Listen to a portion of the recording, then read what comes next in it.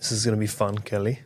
I haven't done many of these with people that I know or Sweet. or who know me Right. somewhat, and we can get into that as well. But Kelly Saxton, happy to have you here. Thank you. It's also I think the first episode we've done with an athletic trainer. Even better. So it'll be nice to get that angle, that perspective as well about a couple things. We have spent the last 2 days talking about teaching, creating content on joint-by-joint mobilization was one, and cranial sacral therapy, which is maybe the more interesting one for me to talk about, and because I told you I've experienced it with success, so I am definitely not a naysayer when it comes to cranial sacral therapy. I'm just intrigued and want to understand, want to learn more, and spending a day with you talking about it nonstop, I think has definitely helped me at least grasp a few concepts, which I'll pick your brain about a little bit. But the one thing I'm most excited about, which is the first thing I asked you when I saw you 2 days ago, was what shoes you were wearing, because I immediately noticed that they were slightly weird. They are slightly weird. And it's very rare when I see a fellow wide toe box shoe walking amongst us. So it is very nice. So what got you into that? I started working with a personal trainer a couple times a month, and she was giving me hell about my shoes and that I really wasn't getting the positions that she wanted because I was in too high of a rise shoe.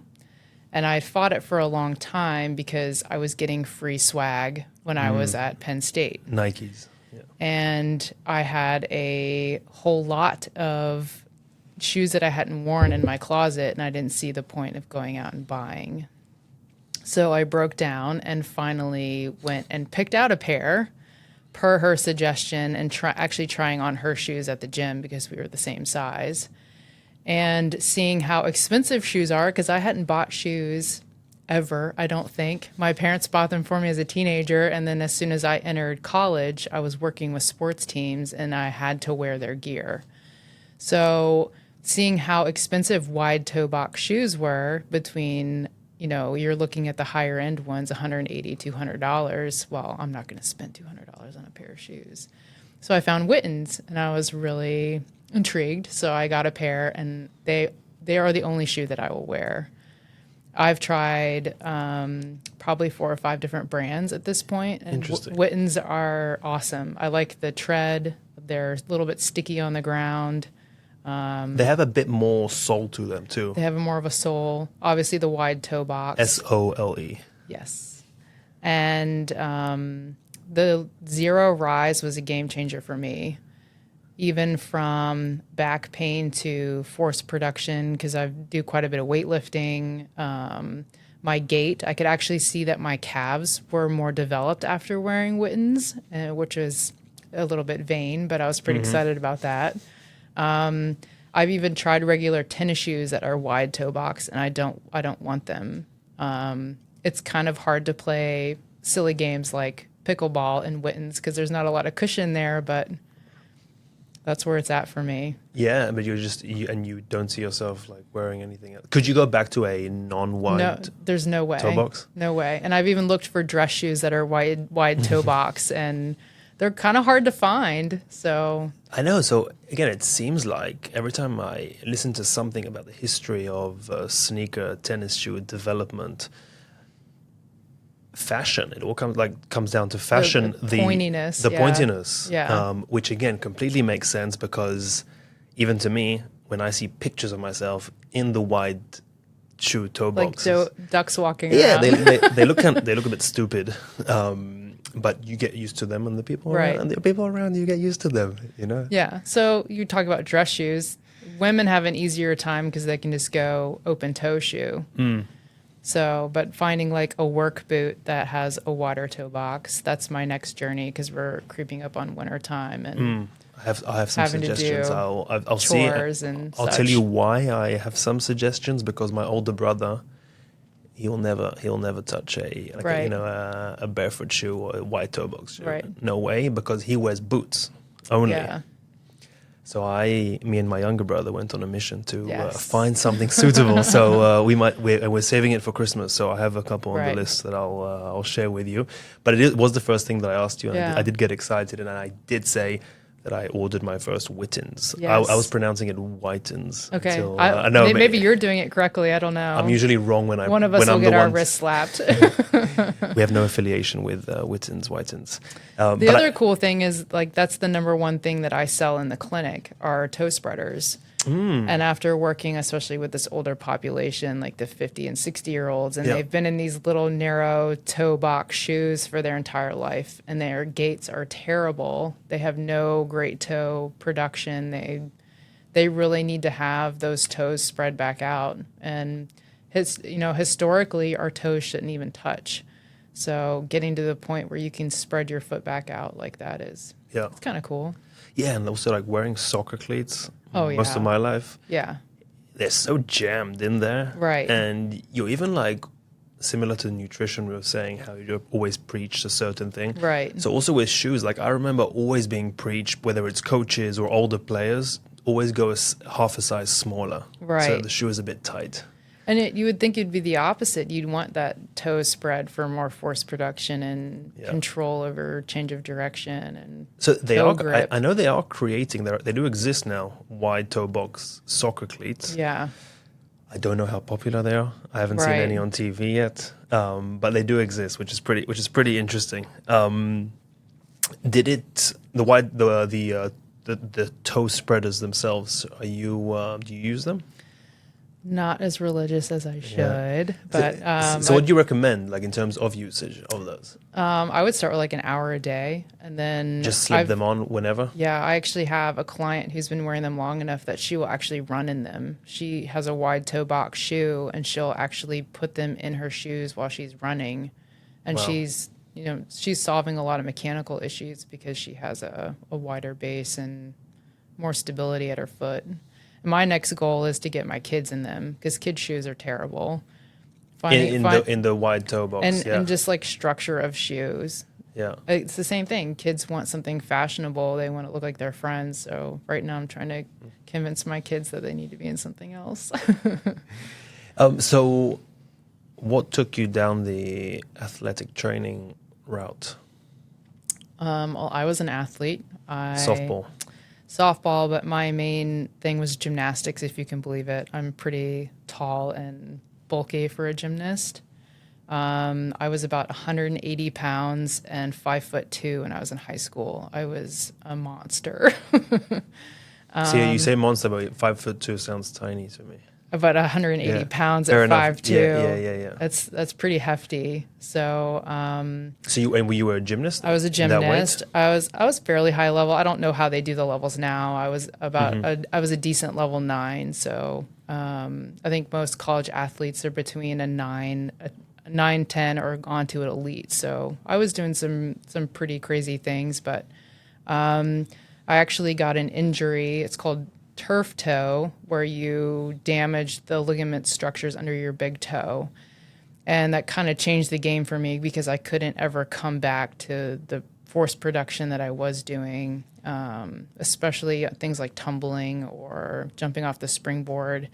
And then it eventually led to a back injury, and I kind of hung it up at that point. So today with the joint-by-joint stuff, we were talking about the effects of that issues with that the big toe. And if you were to compare my feet, the side that I had that turf toe on is extremely arthritic. There's tons of extra bony lay down. I will never mobilize my big toe because it's too painful and there's not enough joint range of motion available. So actually the Wittens have helped with that and actually getting more of a high arch and being more mechanically sound trying to get around that big toe. I've tried everything from orthotics to rehab to whatever, and it's just a fact of life at this point, and I'm going to deal with my big toe. So you almost gave up on fighting it? Yeah. Just living with it. Accepted it. Yeah, so did you underestimate, or do you think people in general underestimate maybe the effect of, like, if you have an issue with something like your big toe, how it doesn't just end there at the big toe or at the foot, or at the lower extremity, right? How it could spread, or like it could cause chain reactions all over. It's kind of a catch-22 because you could look at it from both angles. I think people care and they would be interested, but I think time management is such a huge piece of everyone that's coming in, especially to see me. These are things that they've been dealing with for decades, and adding something to their plate. Like, I need you to do these 2 mobility exercises and that's it. I need you to add this to your plate in order for you to improve and get better. Yeah. Majority of the people are not going to do it. So are they really in that much pain that they want to address it? Because it was going to take them down this rabbit hole where not only do they need to do mobility, but most of them are out of shape. They need to get in and exercise. They need to do some strength. They need to take care of themselves as a whole.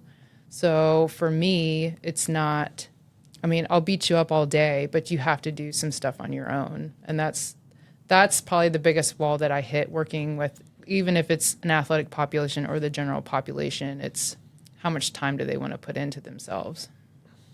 And sometimes it really doesn't have to be that much time, right? Right. Yeah. Even me, I'm always exposed to new things. So even now, watching you, I think to myself, I need to incorporate a bit of this. Yeah, you're not going to be yanking on your tongue in the shower. That's the thing, now I need to incorporate right. ear pulls and tongue pulls. Right.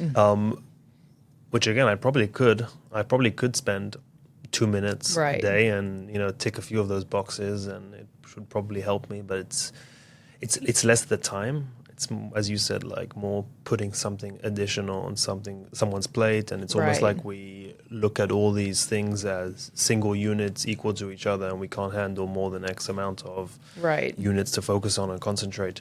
But it almost makes me think, okay, by neglecting something, not everything can fit on my plate, but right. by neglecting something from my plate, like tongue pulls, what potential damage am I allowing to build up over time? And B, maybe what benefit, I could right. be, what unlocked potential is there right. if I got some more attention to certain areas of my body.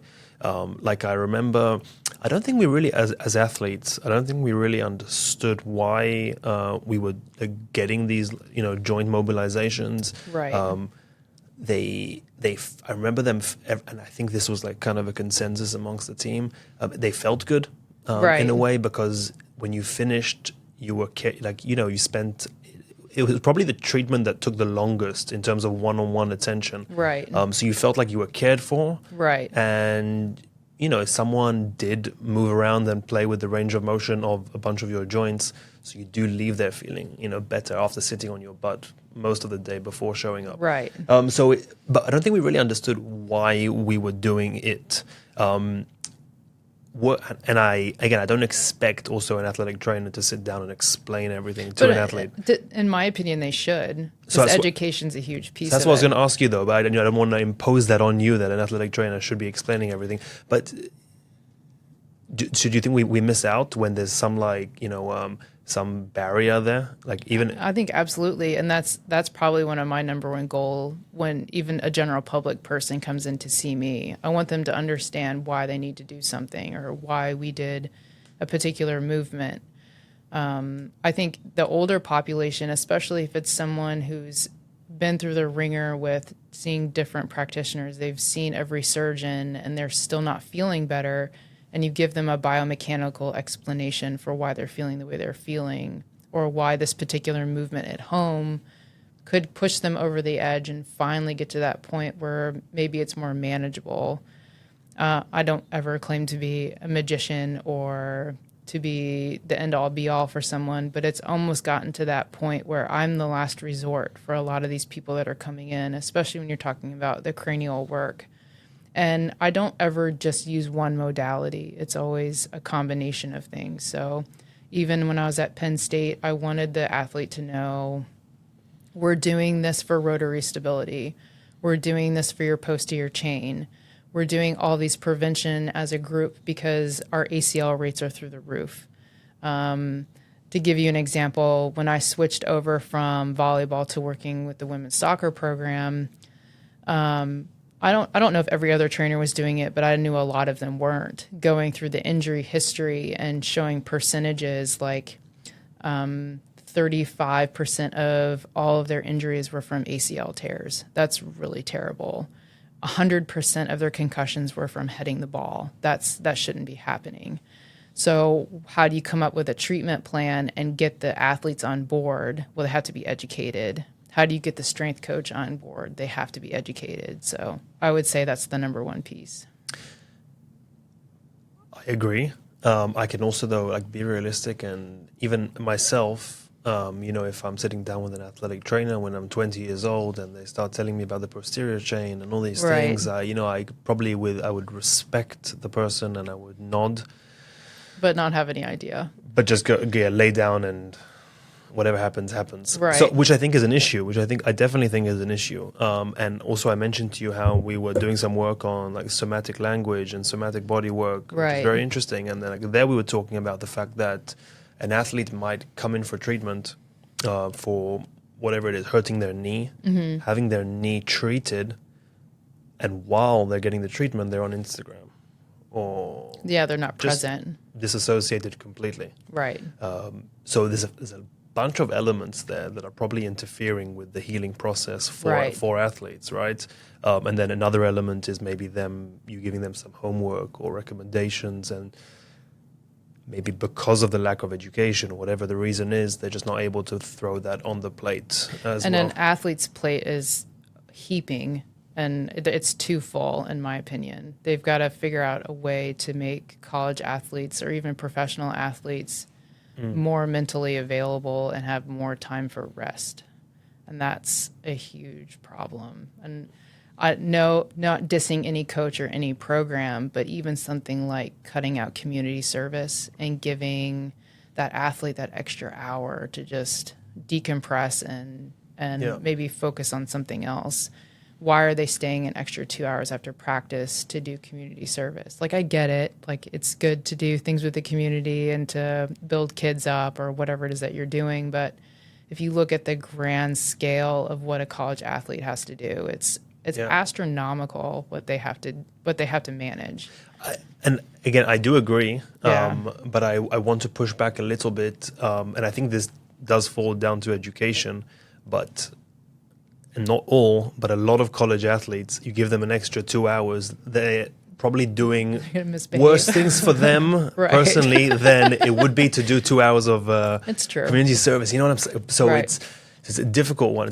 When I was at Penn State, I was invited to do this thing, a State of State, which is like, I'm embarrassed to say a TED Talk, but it's like a Penn State version, a student-run TED Talk environment where students go on stage and that's cool. They share ideas. It was cool, and I remember, wanting to write a specific speech and to talk about specific points, but I kind of also, it's on YouTube, so I've watched it a few times. Okay. And I was again.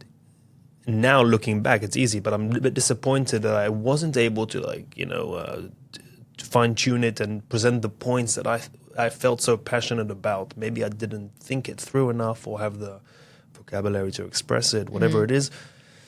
But one of them being is, we're almost like, when you're in athletics, it's almost like you're taught almost the wrong lessons, which kind of become like your modus operandi, in terms of, like, one example that I've been thinking about recently, because again, having that speech on YouTube will haunt me forever, so I'm always thinking about it. But one of the things I was thinking about was we're like, they tell us now in life, you want to long-term, baby steps progress over time, not to judge yourself like by the hour, by the minute, by the weekend. But that's how sports is like that. Yeah. So it's like, if you have an injury on your toe, maybe the best thing to do is, not even think about sports for a couple months, do what you need to do then to ensure that the rest of your physical development and physical performance long-term will be good. But we always look for shortcuts internally, like even as players, as players, you don't really think about, something hurts, but that's not going to be the dictator to decide whether you're going to train that day or not, or try and push yourself that day or not. It's permission from the medical staff and or the coach. And that's when things get hidden or things get blown out of proportion or coaches get mad. And yeah, I feel you, because the medical staff gets crapped on too because they're trying to look out for your best interest.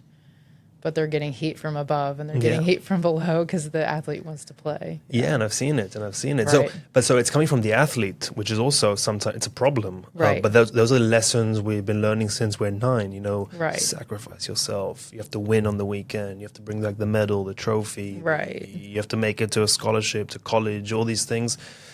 So so that's one example, and I can, with a few more years of thinking, I might come up with more. But it's like one of those things that the athlete's plate is full.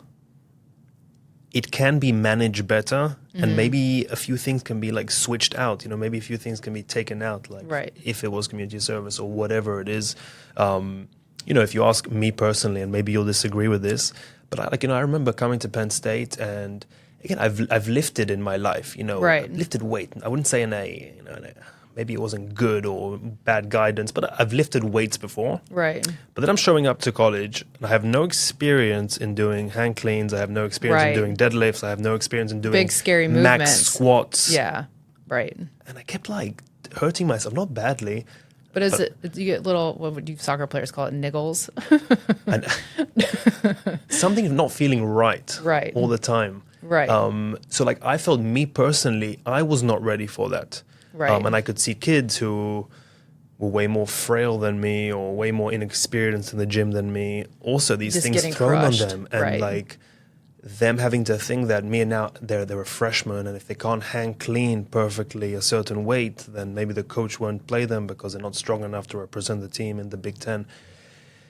It is a heavy load to carry. I feel that. Literally. Right. It is. So there's a few things like that always, it almost felt like we're not on the same team moving together, trying for everyone to progress together, which is and it's interesting to dive into that. Maybe, is that a Penn State problem? Is that a Big Ten problem? Is that a soccer problem? Is that a college athletics problem and where it is? So I would totally agree with, they need to teach more fundamentals with new athletes, especially if they haven't, even if they have done weightlifting. It's a very complicated movement, doing a hang clean. And I would cringe if I saw them doing snatches. Snatch is an incredibly hard movement to do correctly and not hurt yourself. And going back to the joint by joint, do they have enough range of motion to actually do that movement? Yeah. Yeah, or even a back squat. I don't know if you follow Squat University. I do, yeah. They have a really great example of someone squatting with a really long femur versus someone squatting with a normal sized or a smaller, shorter femur. You can't do a regular, proper back squat if you have a long femur. So why are they not accommodating for that with high-level athletes like a Division I, Big Ten, Power 5 conference athlete? Yeah. You worked with the women's soccer team, which is one of the best programs in the country. You won a national championship with them. Woohoo. Congrats! In this city, right? Yes, actually staying at the same hotel. Staying at the same. There you go. So that must have been cool. No, how was that experience? Also, again, even if they didn't win it, you were always close to it, winning Big Ten championships. Right. So I came from women's volleyball, and this is, you kind of gave me a clue about what the last question's going to be, and this kind of plays into it a little bit. That timing, don't tell people. That sometimes success isn't about the hard work that you put in. Sometimes it's timing. So I was very green straight out of graduate school and got literally thrown to the wolves with working with a program that was probably the best of all time, and working with an incredibly hard coach that was very abrasive, and being a green female, brand new to such a Power 5 conference. Working with that team, I won 2 national championships with them, but I almost feel like I didn't earn it because they were already so good. What was I bringing to the table that made them what was my contribution to making them such a great program? Whereas the women's soccer program, I put literally my blood, sweat, and tears into that team. And it was probably the best group of athletes as a collective unit that I'd ever worked with. They all were extremely talented from the top of the roster to the bottom. They got along well. There wasn't any girl drama. The coaches were receptive to ideas. I had some discussions about some things I did behind the scenes that I never told anyone that I was doing because I didn't want to get my wrist slapped for monitoring their load. Like, what were they doing? Really diving into their nutrition, making sure that X, Y, and Z was covered, and all of these huge injury problems were being addressed before I even stepped foot into the program. So I think that's what made that national championship so clutch, is because I literally put everything into it. I used every piece of my knowledge. I used every piece of my skill set to get those girls as physically ready for my job skill set that I could. What was the difference, if you can point fingers at anything, between, working with high-level volleyball players versus high-level soccer players on the women's side, right? And you worked with swimmers as well. Was that men's and women's? That was men's and women's. So if you want to stick just with volleyball and soccer, we can. Okay. Because swimming's not a real sport, right? They're all completely different animals. Yeah, no, I'm assuming. Right. But did you notice like anything? It's volleyball was really hard because my personality did not match their culture. They were die hard. They had to go to the end. If you weren't perfect, then you were reprimanded. I can give you like really silly examples, like this would give you an example of my character and the situation I was in. So we were on the road. It was actually Thanksgiving Day, and we had to have practice, and it was at some random high school. And these are multinational championship in a row program, and people know them, and they know they're coming to town. There was a line waiting outside of this high school to watch us practice. Wow. For me, that was nerve-wracking, and I'm not even the athlete. So I walk into this gym, and it's packed. There's probably 4,000 people there just to watch them practice. Was that in Pennsylvania? I don't remember where we were. But there was a drill, they called it the pit, where there would be a coach at each pin, and they're just hammering balls at girls, and they're doing the best defensive play they can. A lot of pancakes where they slide on the floor and they barely get their hand underneath the ball. A lot of really aggressive rolling out of drills because they're so low to the ground. It's a dangerous drill, and there are balls flying. Like, they are moving these girls as fast as they can and getting as much reaction out of them as they can. And I don't know if you remember Deja McClendon. I don't know if you were here for Deja. Anyway, she still plays professionally. She is a tall, lanky, just gem of an athlete. And there's two balls rolling across the court in the middle of this drill, and I know she's going to step on the ball. I know she's going to wreck her ankle. I know she's going to rock something. So I sacrificed myself. I ran out into the middle of the pit drill to clear the balls. So rather than be, courteous of this person who's trying to save your athlete's ankle or their knee, both coaches pegged the ball at me. Like, come on, seriously? And when I'm scooping the balls, I do a couple push-ups. So, I mean, it's like stuff like that. Like, why does a medical staff have to be treated like that? Why does a staff member have to be treated like that? Because it's such like a high-level expectation.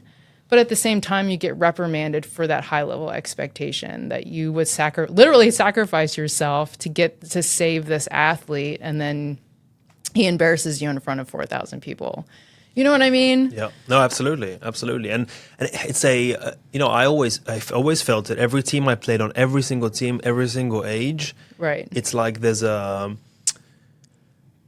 no like malicious intent. I never felt, but there was always like the players want this is the guy's side. I can only speak about the guy's side. Yeah. Players always wanted to make sure that the person who's it could be at some teams it was a masseuse, at some teams it was an athletic trainer, a physio, but players wanted to make sure that the power hierarchy is in place, and the player is above the medical staff, and the coach is the catalyst for that, because the coach is the one that treats the person who's on the medical staff with slight disrespect, or a comment that's not in place, or doing what they did to you. Especially on the guy's side, it immediately gives people license to do the same thing to you the next time that happens. Next time it'll come from a player, not from a coach. So I think the coaches are the ones that almost create that environment. But with that said, Penn State won, I don't even remember how many national championships in a row for women's volleyball. His big belly was a pretty successful coach. It was a pretty successful coach. But it wasn't long after I left. It might have been the last year that I was with women's volleyball, because we didn't win the last year that I was with them. I think Texas won.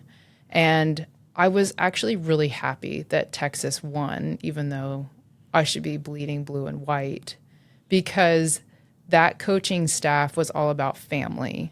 Their practices were done at 5 p.m. so that the coaching staff was at home in time to make dinner and spend time with their kids. They didn't do practices on the weekends. They got their girls up at an appropriate time for on the road walkthroughs. They made sure they had enough time to study. They made sure that they had a good balance to everything, and then they smoked Penn State, which was the exact opposite. You need to put your entire life on hold for this team. And to see Texas win with that family atmosphere, I was kind of rooting for them that Texas would win. Yeah, no, it's nice. I get it. Yeah. I get it absolutely. And you do see those beautiful stories out there. Yeah, men's volleyball at Penn State is has a story like that. Their coach was always about family and made sure that he was at home in time for his son. So he made those practices around his kid, which helped out the other coaching staff and the support staff, because they were home on time too. It's just created a good atmosphere, a good environment. And they've won a couple national championships, but it's a different bird because there's less men's volleyball programs. It's a different caliber game. It's like comparing apples to oranges. Yeah. Did you learn to like soccer? Oh, that's probably the only sport that I would watch on TV. Yeah. Yeah. So did you ever, because you were with a lot of female athletes who are playing professionally? Yes. Did you ever get a chance to watch them on TV? I have. I actually went to the World Cup to support Rocky when she was playing with us. I drove to Canada and actually went to her match. Oh, wow. So that was the what are we now? So 2019 World Cup? Or something like that? I was probably it was before I had kids, so it was 15, 16 probably. Wow. Yeah. Can I ask you about Dan Monthly? Oh, absolutely. Yeah, so, because I'll give some context here. I came to Penn State, and within a couple of days I tore my ACL, and it was summer. So nothing was really going on besides the training room being full with all the injured players, with all the players training over the summer, and with all the medical staff who were there every day. So from my third or fourth day at Penn State, I was in the training room every day for a good few months. And I saw you every day, and I saw Dan Monthly every day, and I saw my athletic trainer every day as well. Yeah. And it's interesting, looking from the side as a naive, athlete who just came in. And you're so young too, right? I came in, I didn't know anyone or anything. You were very kind to me. Yeah, because you were just there a couple days and you blew it. So yes, you were super kind to me and super helpful to me, especially in those post-surgery days. Yeah, which those are tough. Pretty horrible to be around. So thank you for that. Oh, you're welcome. But then and Dan was always in the room. His presence was always felt. Yes, a big presence. You never really heard him say anything, but when he did, it was important. So it's what it seemed like. So I never really even communicated. I won't say with him verbally. Right. I got a lot of "Hey Danos," when he saw me, but it's kind of where it ended. And you would see him like on the corner doing some weird exercises stuff, with things I've never seen in my life. But I thought he there's something compelling about him. Just the way he acted. And I would see him like on his lunch breaks, taking his shirt off. A guy, he must have been at least 50 plus then, taking his shirt off and going for a run. So it was a pretty interesting character that I was always intrigued about. And then and we spoke about it briefly before, but I only really got to, maybe learn more about him was when coming back from the ACL injury, things were going well, but I just had this sharp pain on my knee that just wouldn't go away, and nothing helped, and we tried. Right. So I got the green light from the training room that I was allowed to walk into Dan's office, and it was early morning sessions because I had to come in before he started with his wrestling guys. Another maybe the best program in the country, like literally. Yeah. I think he won his 10th national championship with it. It's or something like that. Enough to lose count. Yeah. So it's pretty crazy. So that I was sent to this guy after having this chronic pain that no one can help me with, that even the doctors, the surgeon didn't really have answers for besides just wait and see what happens. So I don't know who and why, but I went to see Dan and I did a few sessions, and it was shocking from the first moment because it's almost like he didn't do anything to me. So, my parents would ask me, like, what was this therapy? And I did not have the words to explain it's what the hell. It's hard to explain, what the hell he did. But it opened my eyes. And again, I don't know if it's, I said to you, because of or together with or maybe just time, but those few sessions that I did with him, which now I know were cranial sacral therapy work, helped because my chronic pain, or that pain that I was experiencing then for those few months, disappeared, and I was able to move on from my life. And I never stepped foot in his office again for treatment. I was going to say, that's pretty lucky. For treatment. So I was very lucky. And I have personal experience from a friend of mine on the team back then. He experienced a concussion. Yeah. If you remember that.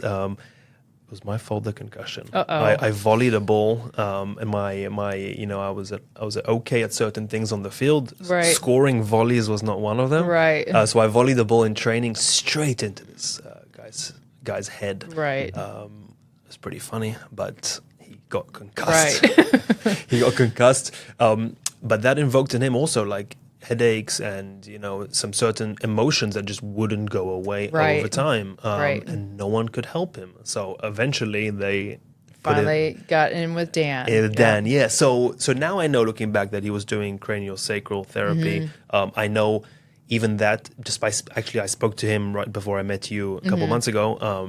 I know that, and you can correct me, but even cranial sacral is not really fair just to use as the term of like what he does, because it seems like he's going down these different tentacles to all different directions from cranial sacral therapy. So before we maybe you can decide the order to answer this based on the relationship with Dan or cranial sacral therapy. Like, what led you to him? What led you to cranial sacral therapy? What is cranial sacral therapy? Because I can't explain. So we'll start with Dan. It was actually my first day at Penn State. I had no idea where I was supposed to be, no escort to what training room I was supposed to be in. Eventually found my way. The door was locked. Surprise, surprise, because Dan's in there by himself working on someone. He's an introvert. He's an introvert, as am I, so we get along pretty well.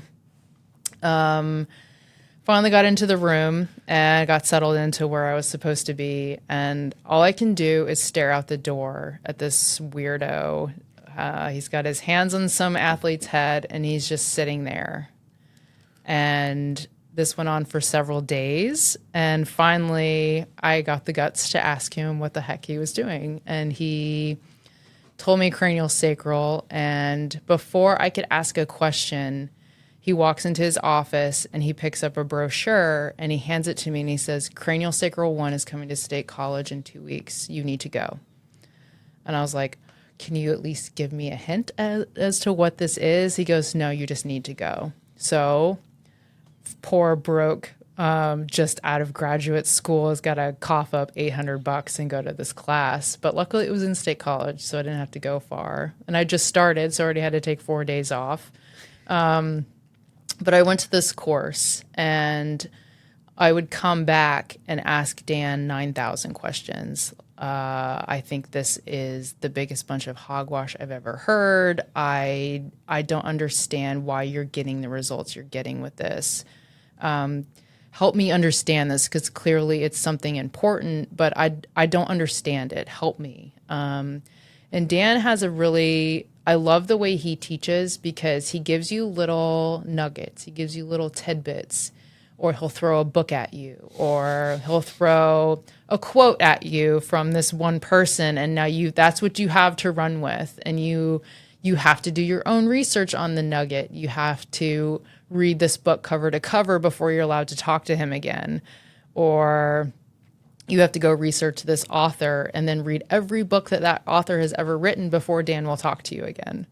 So when I came back with educated questions rather than just what are you doing, that's when our relationship really started to sparkle and grow. And I would say Dan is my number one mentor of my entire life. I would as far as go to say that he's a fatherly figure, and I'm probably the luckiest person at Penn State for having to get that relationship with him, because there's many people have tried to go down that route with Dan, but I feel like I'm the only one that took it hook, line, and sinker and had that relationship. Why do you think that is, if people had the opportunity? Because nobody took those nuggets and ran with it like I did. Because I wanted to know why his return to play was absurdly good. Why were his athletes just fantastic? Why was his return to play half of what would be expected? And like you said, he goes down all these rabbit holes or these tentacles and these other modalities. I could maybe explain 2 or 3 of the 8. Like, some of it is so far over my head, and he does such a tremendous amount of reading that I don't know that I'll ever be the caliber of clinician he is, at least at this stage of my life, because there's too many little people in it. But he was like an awesome example for a humble human being. Someone that is a workaholic. I don't want to be a workaholic. We'll make that fair right now. But he was never able to have children, so I think that was another piece that we bonded really well. I was more of like a daughter to him than maybe a coworker. And I think that's another reason that he's such a good clinician, especially with the sport he works with, is because he takes those guys on as his sons and really gets to know them, and he builds that respect. And it sounds like you were well aware of that respect, because his presence is so big whenever he enters the room. Yeah, absolutely. Yeah. Absolutely.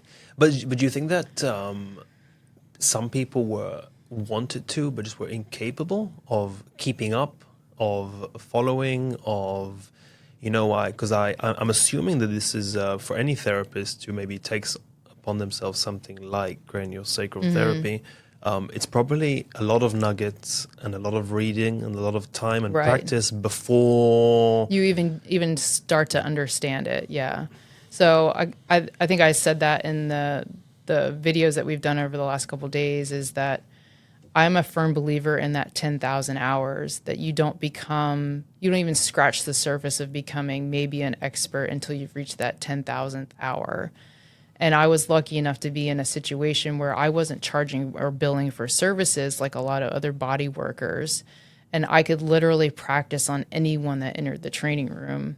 And I was lucky enough to have a mentor the next door over, or even treating the table next to me or treating the same person, so that I could fully understand what the modality was all about. So I would credit my growth and at the speed that I grew at becoming proficient at cranial to that opportunity of having unlimited clientele, I guess you could call it. To also to try and help, but also for yourself, your own development, right? Right. Just to practice and right. understand. It's even, this is kind of a weird thing to say, but even me, like every time I have the opportunity to touch someone with consent, I'm almost like I want to feel what someone's neck feels like. you Right. know, in comparison to mine. I want to, you know, just feel what it is they feel like. So you might tell me if I'm wrong, but does everyone feel different? Oh yeah, for sure. So so not only like there isn't like a threshold you reach of expertise where now you can read everyone. But And you know, Dan may totally disagree with that, because Dan is at a level where I don't even know how he does it. You know, different modalities call it different things. So from the Upledger Institute, when you're talking about cranial sacral, when you map someone with quotations, you do something called arcing, where you're trying to feel the fascial system to the point where you see the lesion maybe in your mind's eye, or you can feel which direction you're being pulled with the fascial system. If you're talking about Barral Institute, it's called general listening. You're trying to figure out where the body is hugging the lesion. Like they may actually flex and bend and surround where the lesion is. So whatever you want to call it, how do you figure out that intuition through your hand of where you treat primarily? And that's, other than removing bias, that for me, that was the second hardest thing in identifying where the primary lesion is. So when you talk about what does it feel like to touch individual people, it's all over the board.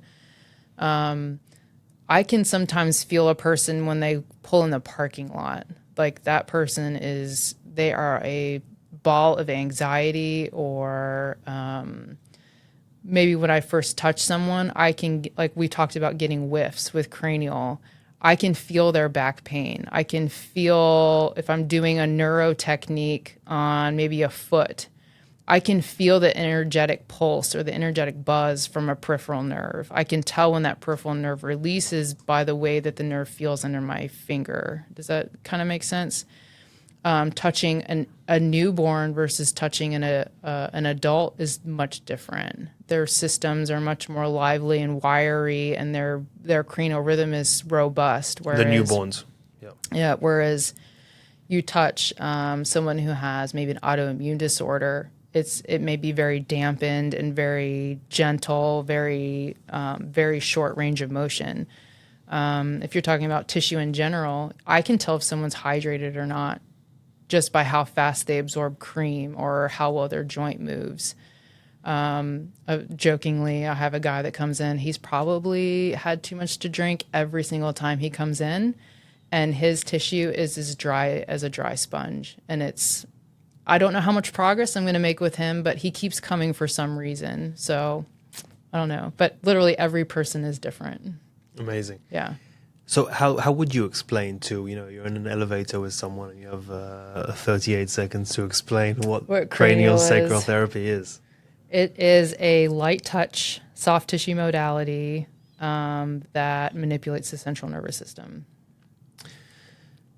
And the number one challenge is putting aside your biases, you said? Putting away my bias. So especially with a sports medicine background, and other cranial sacral therapists may have a different outlook on it. It's almost, think of like a file cabinet, and you're running through this file cabinet of, say somebody comes in and they have low back pain. How many thousands of things could be causing low back pain?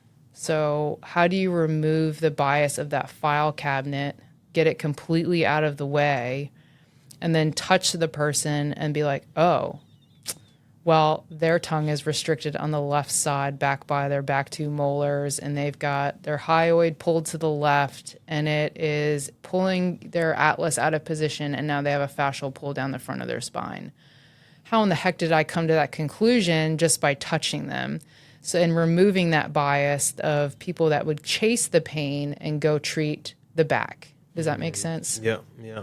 So that's the hard part about trusting what you feel under your fingers and your hands versus pulling this file cabinet out and be like, well, there are 15 orthopedic things we could do for low back pain. Here's all the things we could do viscerally for back pain. This is what we could do from a lymphatic standpoint for back pain. This is, and then going to look at their history and be like, oh, well, maybe I am on the right track because they have a bridge in their mouth. They've had their jaw reconstructed. They have a history of concussion. They're a professional golfer, so they've got a lot of upper cervical issues. So sometimes I'll be honest, and every clinician in the world is going to think I'm a terrible person, but sometimes I don't even look at their medical history because I don't want to know. Even if I've treated them 4 or 5 times, I just don't want to know because I don't want that bias going into the session. Yeah. And it must be difficult because when someone comes in, they immediately probably want to point. Yeah, and I'm just like, stop talking. Yeah. And it's kind of cool too from that perspective too, because you have to remove even the bias of watching somebody walk from the treatment room. They have a slight hitch on their right hip. They're not pronating well on this side. Their gait, they're not using their glute on their right hip. They're not walking with an ab on the left. Their head is slightly rotated to the right. Like there's so many things that you have to take out of the scenario before you touch the person. And I think the other piece, and Dan was really one person that hit this home for me. And I think every time we had a discussion about someone, he wanted to make this well known that we do not know the person that's on the table. You do not know what they've been through. You don't know what their upbringing was like. You don't know what the relationship is like with their parents and their family. You don't know how they talk to themselves internally.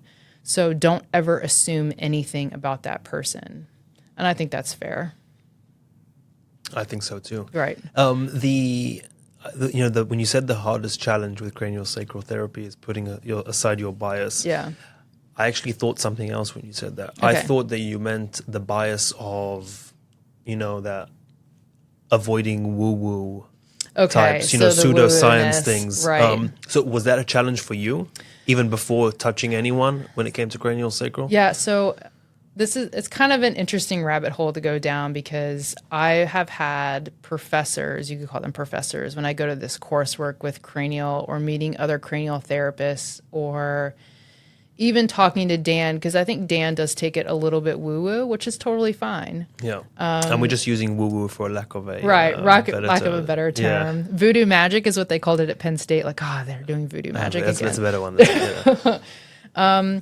So I've had professors in continuing education. It's not just cranial work. It's along a lot of other specialties where they take it solely from that spiritual, energetic perspective. And then I've had very concrete anatomy, physiology, which is more of my brain and how it works. I want to know physiologically why something's working. But you have to admit that there's a spiritual side. You have to admit that there's an energetic side. So where do those two marry and meet and mesh well together? I've had enough somato-emotional release occur on the table as a clinician and being treated to know that there is absolutely a spiritual component to it. But I think the clinicians that totally disregard the anatomy and the physiological side are the ones that are creating this stereotype for craniosacral therapists and almost giving the general public a bad taste in their mouth about what the therapy is actually about. Which I get. But even if it was dominant, let's say the modality was more, dominated by practitioners, therapists who do include more of the physiological side of things. Mm-hmm. Even then, is it difficult for someone who just finished graduate school like yourself, or whatever training they've had, to almost shift perspective or shift mindset and commit to a learning process that's just very different than what they've read in the books? It's hard. This is kind of where my brain goes with it. Looking at what undergraduate program or graduate program you came from is probably going to be the biggest player of whether you're a believer or not. So I came from an undergraduate program that was, in my opinion, it was bare minimum. And I didn't know it was bare minimum going in. Looking back, having hindsight's 2020, it was absolutely a bare minimum program. And it was a program that was developed to create athletic trainers that would be appropriate at the high school level because there was such a need for high school athletic trainers. I knew I did not want to work in a high school. I didn't want to have working with minors. It's not something that I wanted to do that early on in my career. I would love to work with minors now. I would take all kids right now. But looking at that compared to someone who maybe came from a Michigan State University program where they did tons of manual therapy in undergrad, they actually learned a lot of the modalities in undergrad that I had to go learn on my own because nobody was ever around in my graduate program or my undergraduate program to teach me that skill set. Even in graduate school, I went to a really small university in Tennessee for graduate school, and I remember trying to teach myself innominate rotations of the pelvis and the sacrum and trying to help people with their pelvic position with sports. And I specifically remember getting reprimanded by my head athletic trainer because of what I was doing was not athletic training. I wasn't doing... You have a history of that, huh? I know. God. I wasn't doing stim and ultrasound on my kids. I wanted them to be more functional. And because came from a program that was very cookie cutter, and then I went to a graduate program that was very cookie cutter, and even something small like that wasn't accepted. Whereas if I had come from a program like maybe Michigan State, that's the only one I can think of off the top of my head, where they put a huge focus on more osteopathic techniques and being able to realign, body mechanics at a better position. And Dr. Upledger did all of his stuff at Michigan State. I have no idea if they even tapped into the cranial sacral stuff at Michigan State, but the kids coming out of that program, or even Lock Haven, which was pretty close to Penn State, almost all of their professors were PTs.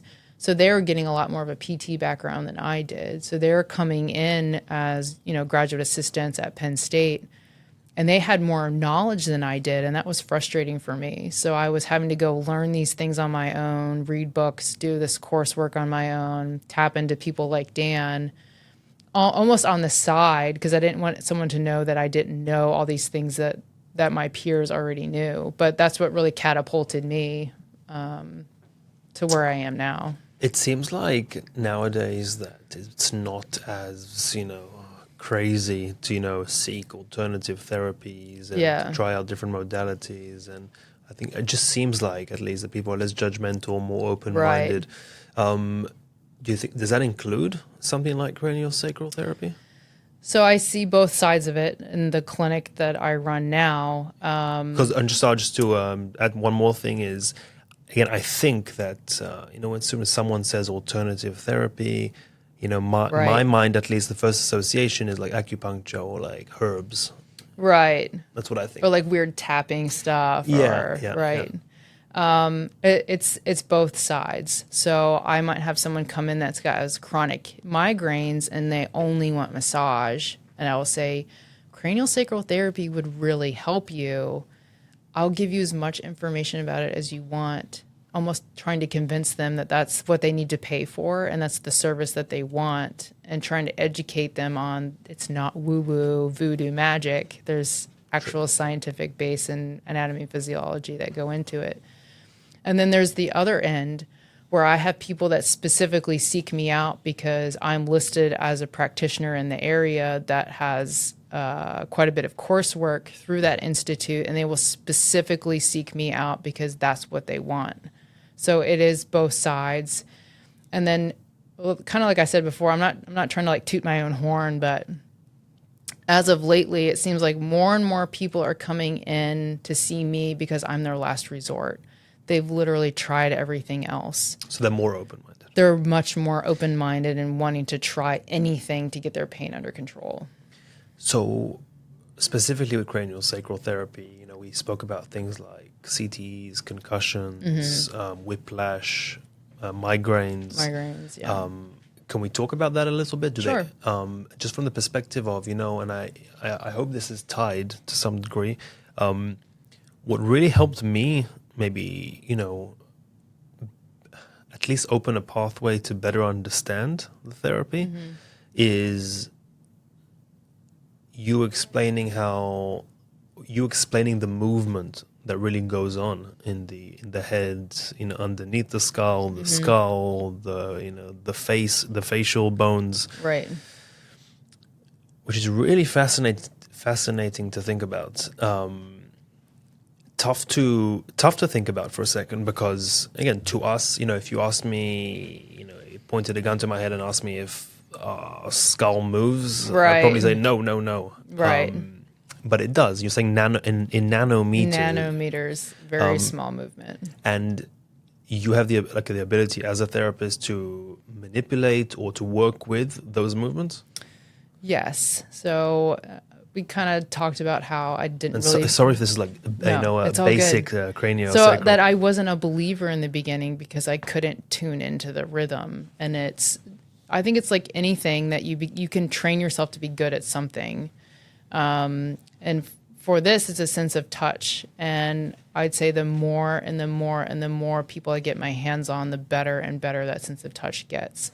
So removing that bias, trusting what's coming into your hands, and feeling that rhythm, being able to feel that filling and emptying.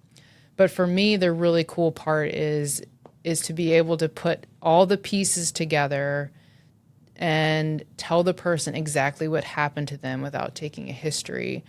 And sometimes I think that's the connection that pushes the client over the edge, that they are fully on board because I told them what happened to them without them giving me a full history. You were hit on the right side. You were hit at the eye socket. You also had a rotation to the left that involved a whiplash that compressed you on the left. My guess is that you probably were either hit with something or you were in a car accident, and I could recreate this moment of injury for them just by touching their skull and seeing what position it was moving into. So yes, there is movement. It's like a giant puzzle, and you're manipulating these little puzzle pieces to try to get it back into a normal range of motion, just like you would do it with an ankle or a shoulder or a back. But do we know, by, let's say, avoiding getting those puzzle pieces into their correct ranges of motion or just general motions, do we know what effects that has on the body? It's hard to say. So John Upledger, the creator of this institute that really ran with Cranial Sacral, he died of Alzheimer's disease. Does that make sense? He's probably the most treated person in the world. Yeah. He should have no dysfunction within his skull or in his system because of all the people that have touched him and treated him. Why did he die of Alzheimer's?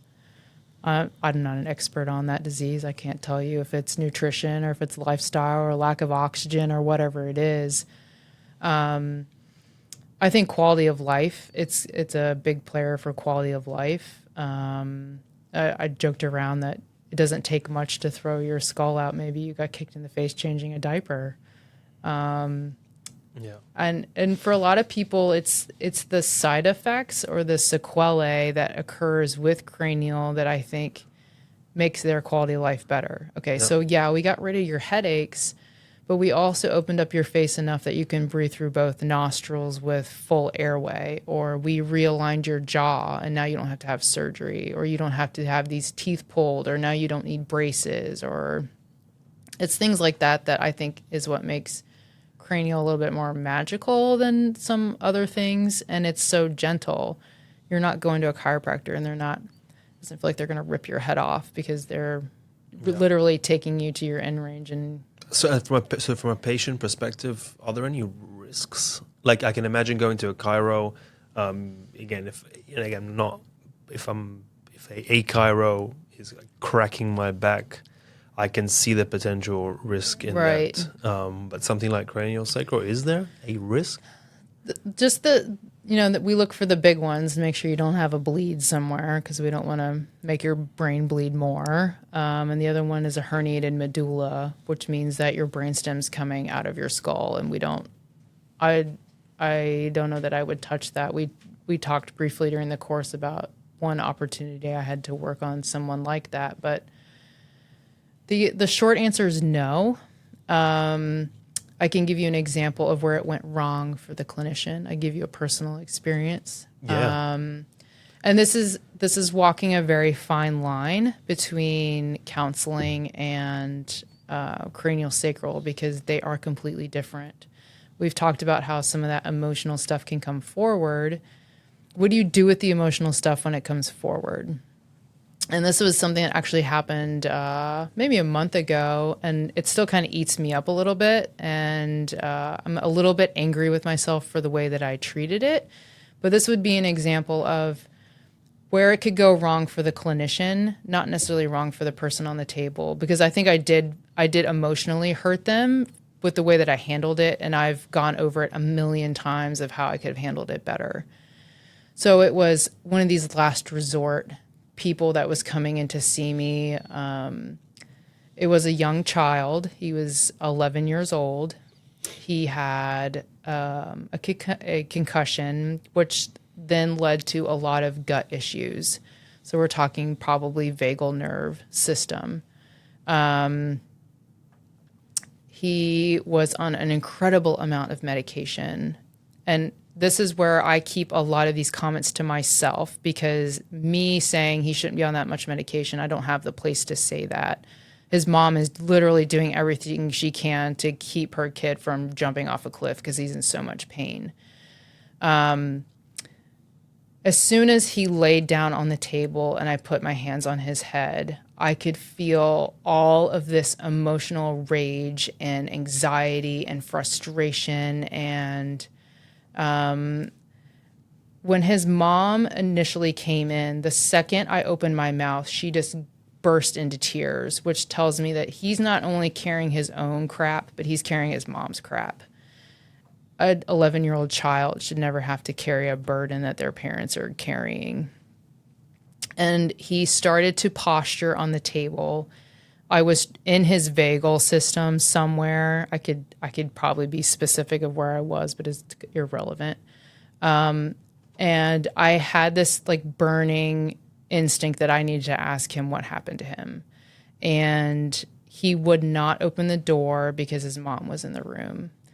And I made the mistake of pushing, because I'm not a counselor, but I felt like that was the only door that was there to open, that he had to realize that there was something else going on other than his gut, that it had to be put on the table in order for him to move forward.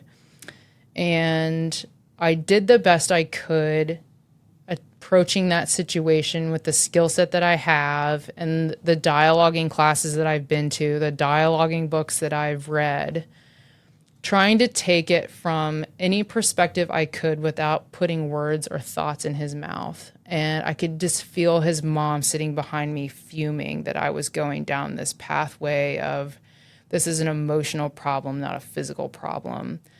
And this was after talking to them about the vagal nerve and what the vagal nerve is responsible for and how a concussion could play into these problems, and then touching him and realizing that this is a deeper emotional issue.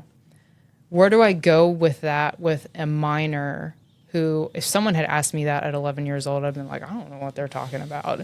And then a mom in the background who's putting her freaking every ounce of her being into this kid getting better, and then exposing that maybe this is an emotional problem that's probably has something to do with parent relationship or maybe a sibling relationship or some sort of abuse that's happening at home, without saying all those words. But I could feel his mom just fuming in the background, and I was like, I just lost them. They're never going to come back, when I probably had the skill set to help that kid get over his issue. So I don't even remember what the original question was, but there's danger in the clinician maybe going too far or taking it the wrong direction when you start to involve dialoguing along with the cranial work, which is what Upledger loves. Upledger loves that side of cranial. You can be very successful as a cranial therapist without going down that avenue. But you might be surprised in certain situations that you'll inadvertently pull out emotions that or out on the surface. You pull emotion, and I, as a therapist, can open that door and let it happen, or I can shut that door and be like, nope, we're not doing this today. So in retrospect, you would have just closed that door?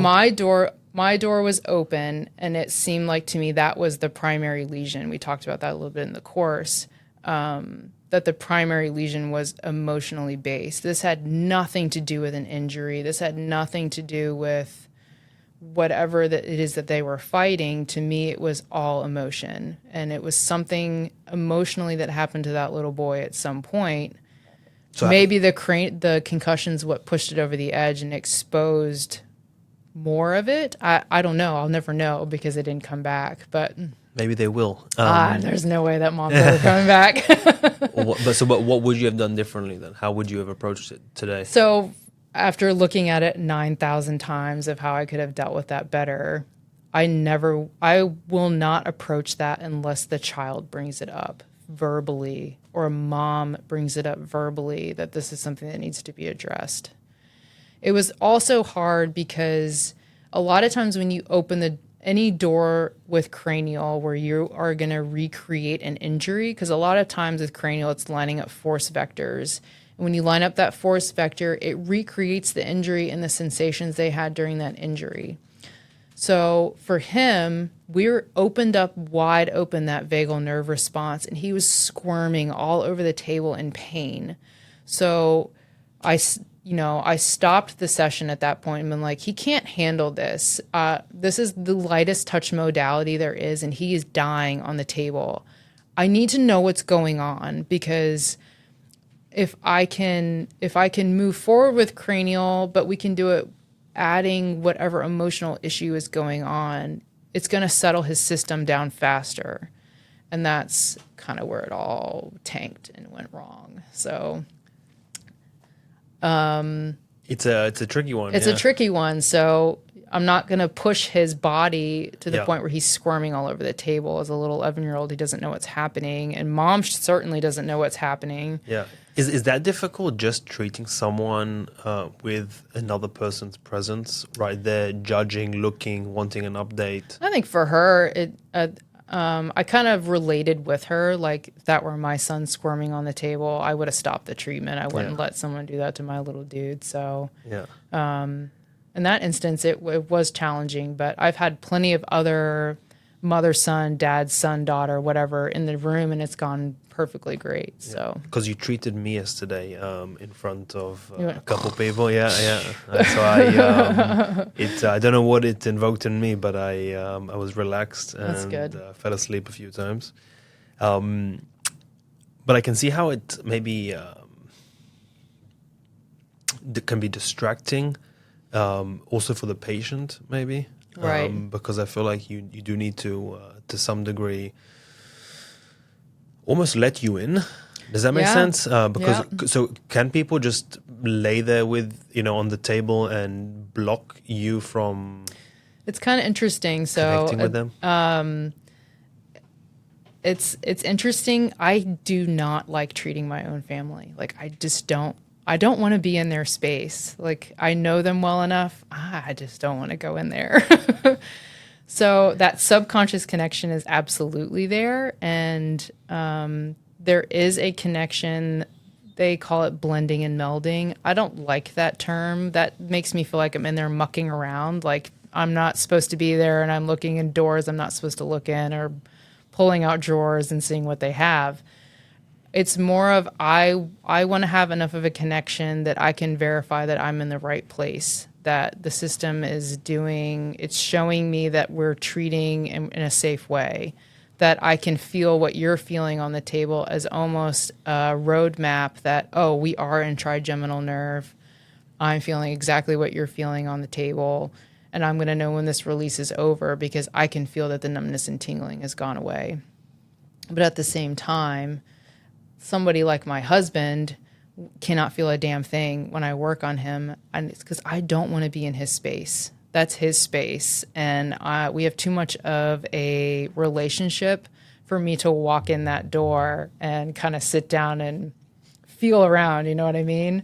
Yeah. So it's like what? It's like being a fly on the wall inside someone's head.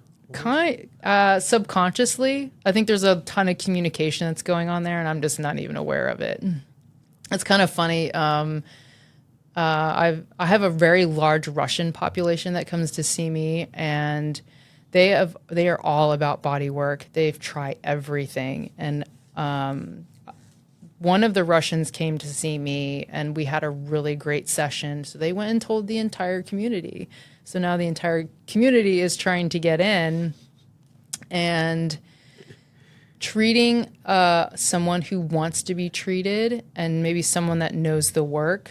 It's going to go one of two ways. It's going to fly because their system is helping with the treatment and it's going that much faster.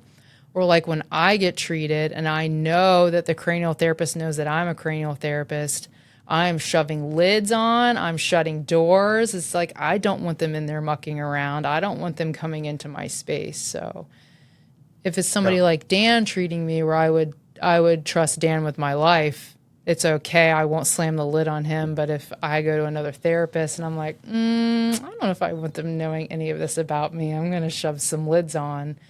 It can go the same way for somebody I don't know. I can tell when they're putting the lid on the boiling water, when they shut the door, the session's over.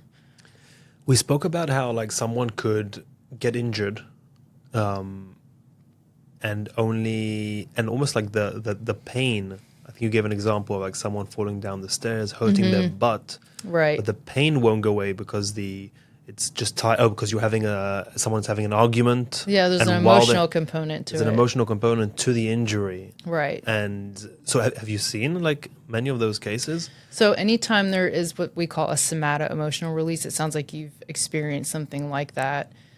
That's the emotional component coming forward. And a lot of times it's not that it needs to come out necessarily. It's more of a recognition that it's there.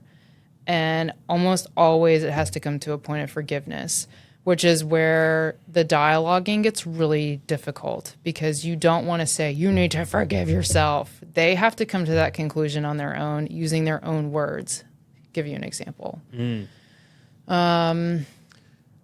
You walk in a lot, at least I do. I walk in a ton of circles with this because I'm not very good at dialoguing. And a lot of times I just don't want to know. So but why? Just because it's better to keep some distance? Because sometimes it's really bad stuff that comes up. Really bad, really ugly sexual assault, marital assault. Do you feel like there's a component of people that they need to release it somewhere, whatever they're releasing? So I can give you a really good example. Eating disorder almost always I will get pulled to their neck because of purging. There's a lot of shame held in the neck. There's just a lot there. And it's almost always when you get pulled there, you can go one of two ways. You have to ask a safe question before the ugly one comes up. Have you ever had trauma to your neck? And usually eventually the dialoguing will go down, I've dealt with an eating disorder for X number of years. I've been in and out of counseling. I'm struggling with it. Well, then you go back to you need to go back to counseling. I don't have the skill set to help you with that. The other interesting thing that comes with things in the neck is a lot of times you say, have you had an injury to your neck? Then the really, really ugly stuff comes forward. I've been assaulted. I've been strangled before. And then you're like, oh God, I don't really want to know anything about this trauma. And you're trying to help the person and you have this whole army of psychologists or therapists that you're trying to shove these people at, but now you have this subconscious connection with them and they trust you. And I do not give advice. I don't do it. I try so hard not to cross that counseling line. Yep. Yeah.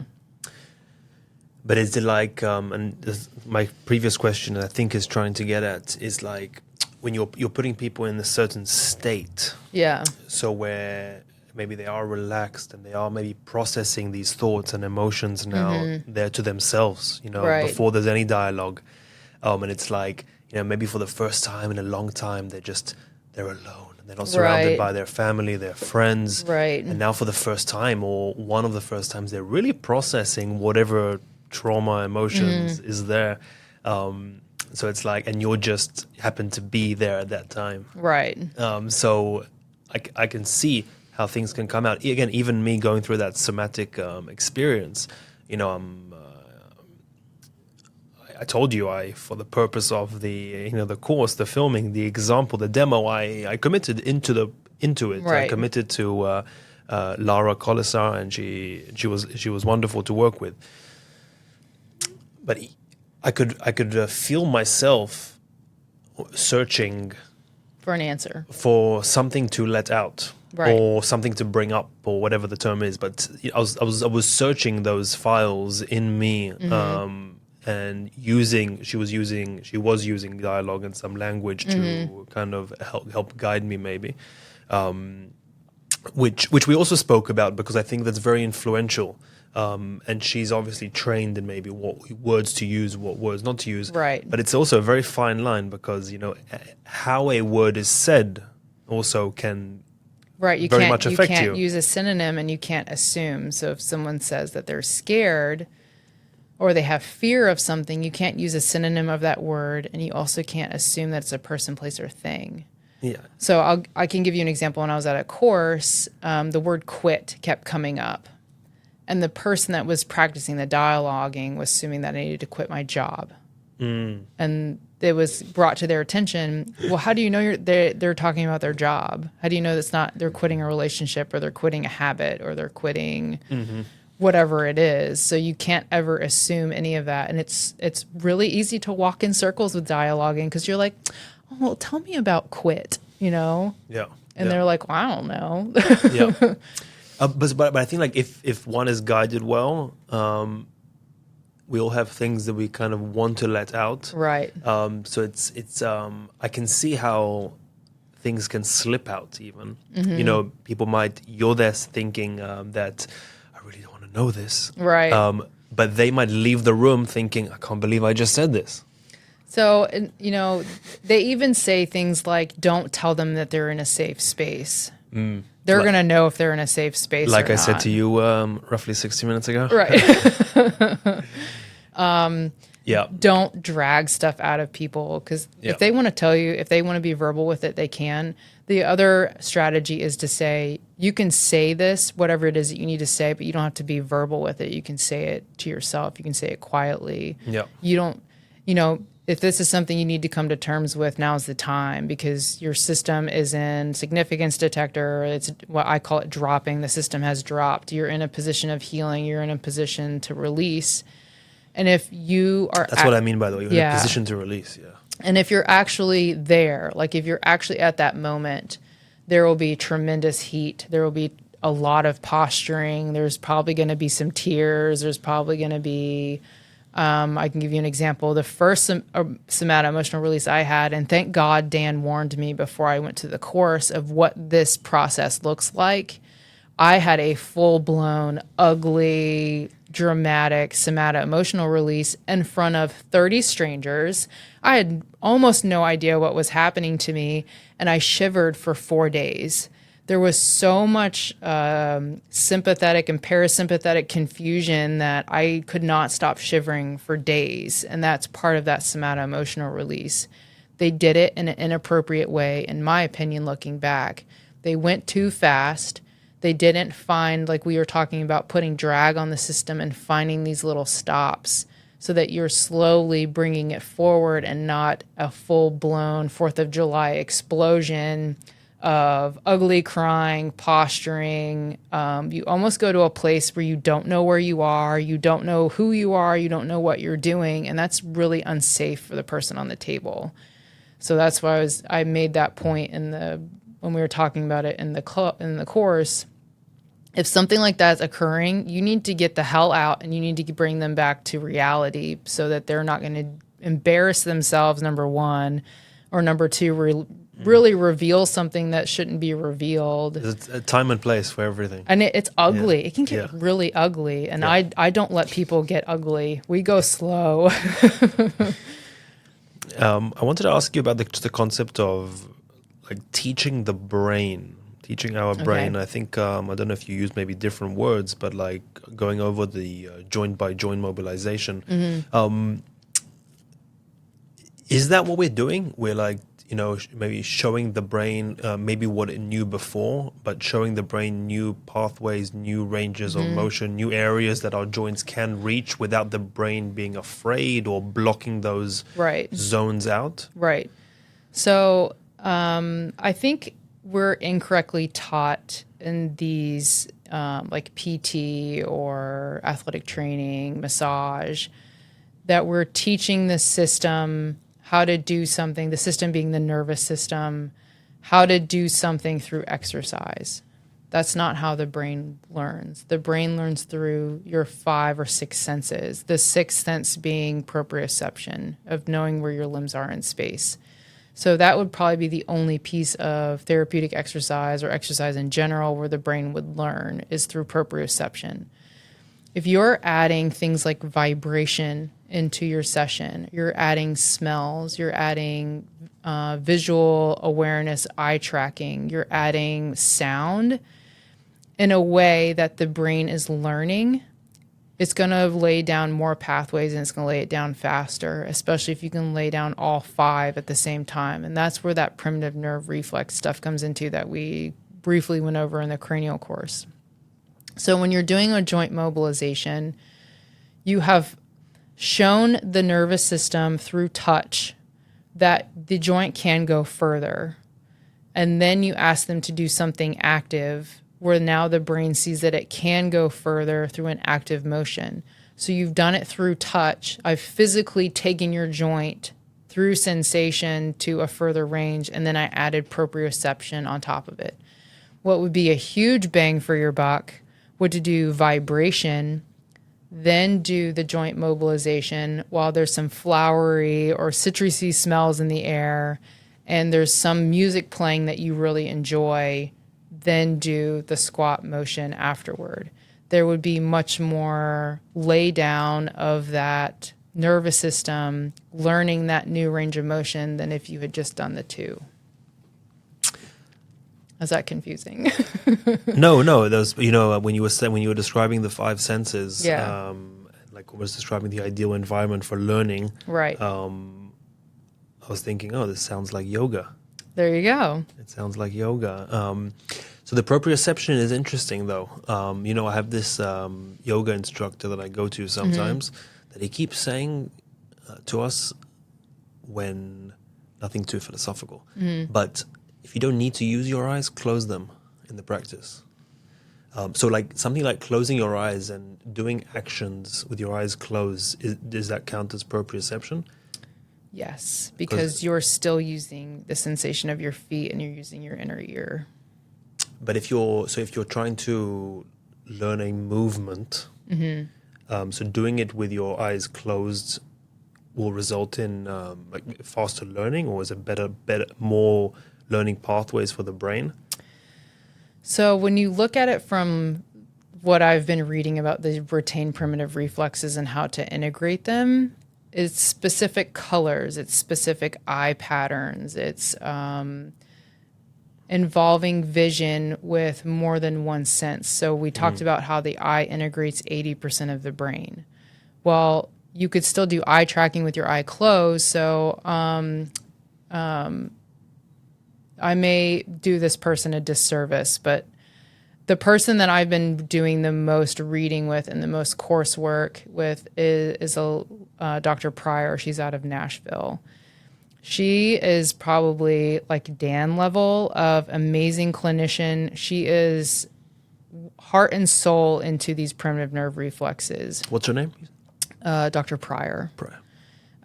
She works with children that are so far out of my league.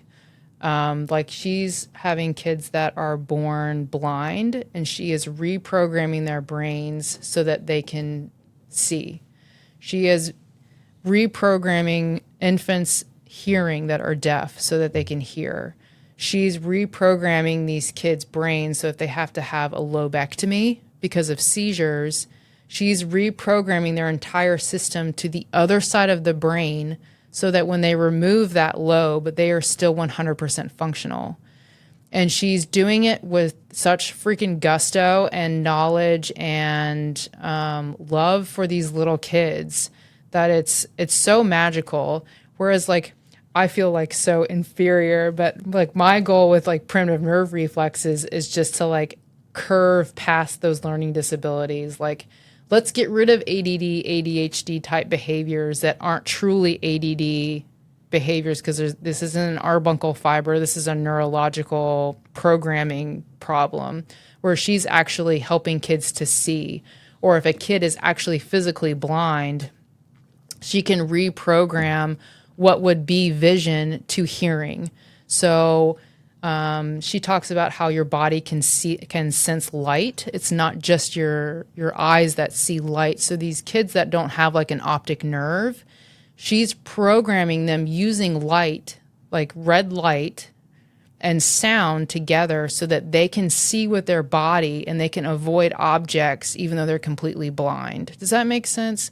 So she's very scientific, and yes, that vision needs to be involved, but it's specific colors, and it's combining it with another sense like hearing or another sense like smell that she's able to reprogram. So when you're talking about doing yoga with your eyes closed, maybe take it from that perspective that you are taking in light with your body during yoga and you're still seeing, but your main sense of vision has been taken away. So it's going to increase your other senses. It's going to increase your hearing. It's going to increase your smell, your proprioception. Yeah. Does that kind of answer it your does. question? Okay. So does it answer my question? No. No. But does it lead me through a whole new nother avenue rabbit of, hole? of thinking? Yeah. I'll Right. definitely look up Dr. Pryor from Nashville. Yeah. I'll read it. You said she has books as well. Yeah, it's 10 Fingers and 10 Toes is her book, and it talks about how she integrates kids with this simple concept. Very interesting. And And she calls it simple, but she's so far out of my league. It's not even, yeah. Amazing. No, I'll definitely look her up. Look, we've been doing this for like 90 minutes already. Oh, wow. I told you it'll go by fast. Still a bunch of things that I wanted to talk to you about. Okay. I probably spend too much time talking about barefoot shoes. It's okay. And yoga. I can't help myself. But hopefully we have a part 2 to do in the future. Sounds good. Hopefully we can learn some joint mobilizations for upper extremities. Yeah.